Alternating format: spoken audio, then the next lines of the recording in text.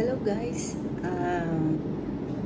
sa araw na to ay ipapakita ko sa inyo kung paano madaling magbalat ng nilagang patatas. Okay? Napakasimple lang. At ganito ang gagawin natin.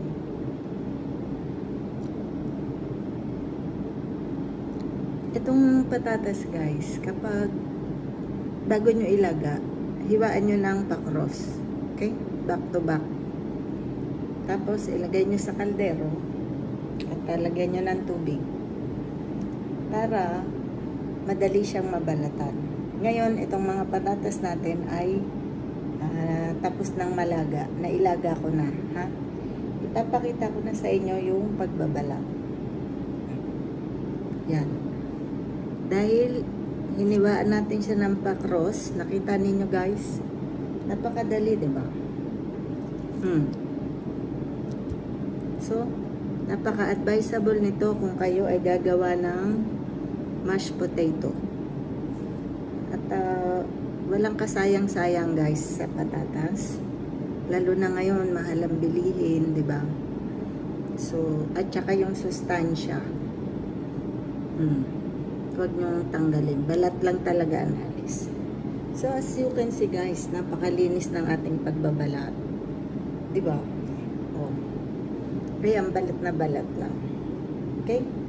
So, ang simple, di ba? Hiwaan ng pa-cross ang patatas bago ilagay sa kaldero upang madali nating mabalatan. Lagyan ng tubig. Actually, guys, pala, itong patatas ko, niluto ko to sa microwave.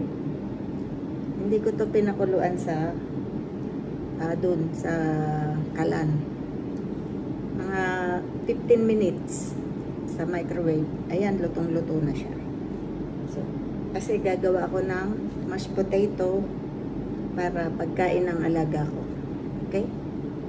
So, yun lamang guys. Gusto ko ninyong makita kung paano ang mabilis na pagbabalat ng patatas. Isa na namang technique guys mula sa inyong kaibigan. So guys, sa lahat ng mga napapadrop by dito, please subscribe to our YouTube channel. Please join me this community, friendly community, na ating sinisimulang itayo dito sa YouTube. Pwede nyo rin akong i-follow sa Facebook. At kung minsan meron tayong pa-Gcash bilang kasiyahan at pasasalamat sa ating mga YouTube subscribers.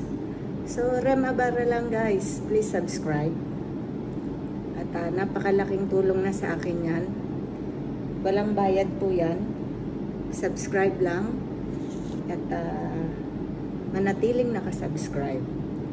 Sa mga kaibigan ko dyan sa Pilipinas o mga kapwa OFW, pwedeng-pwede sa inyo ang channel na ito.